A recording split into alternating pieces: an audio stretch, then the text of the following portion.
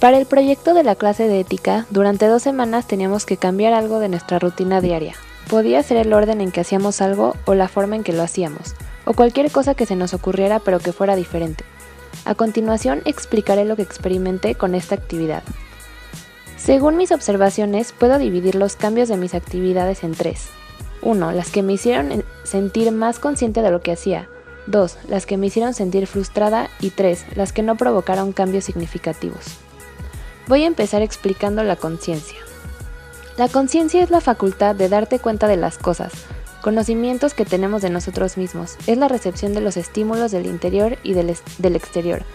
Es abrir el camino a la observación de los pensamientos. Aquí entran las actividades de la categoría número 1. En mi experiencia, al cambiar la forma en que hacía algo, es decir, al hacer la misma acción pero con una alteración, estaba mucho más consciente de todos mis movimientos y de los estímulos que recibía. Por ejemplo, al comer con la otra mano me daba cuenta de la forma en que cortaba el pollo o incluso de los sabores. Al igual pasó al bañarme sin música, estaba más concentrada.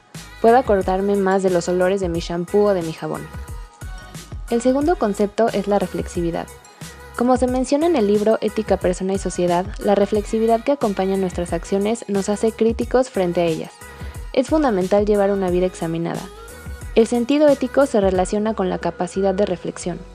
Con este ejercicio me pude dar cuenta de lo poco que reflexionamos sobre nuestras acciones diarias.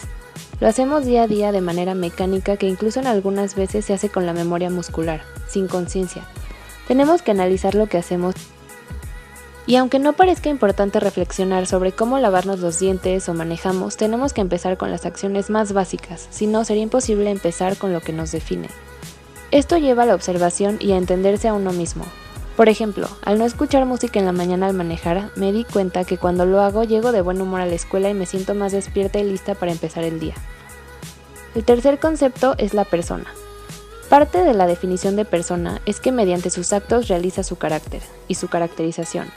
Aunque los ejercicios de la actividad que cambiamos parecen insignificantes, estos son la base de nuestro día a día, y al reflexionar sobre ellos encontramos las razones por las que lo hacemos de la manera en que lo hacemos, lo que lleva a forjar nuestro carácter. Podemos ver rasgos de nuestro carácter en estas actividades.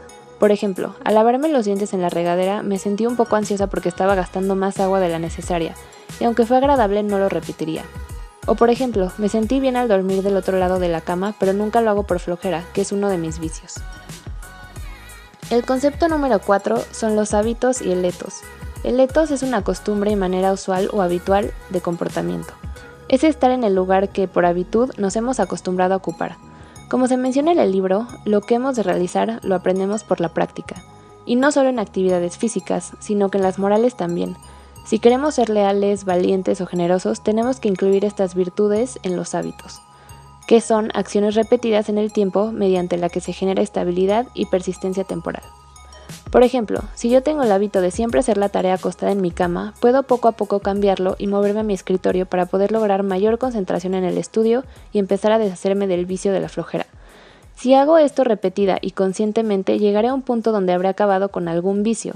Y para poder encontrar estos vicios tenemos que observarnos diariamente. También es importante romper con la estabilidad que generan los hábitos para no llegar a la monotonía.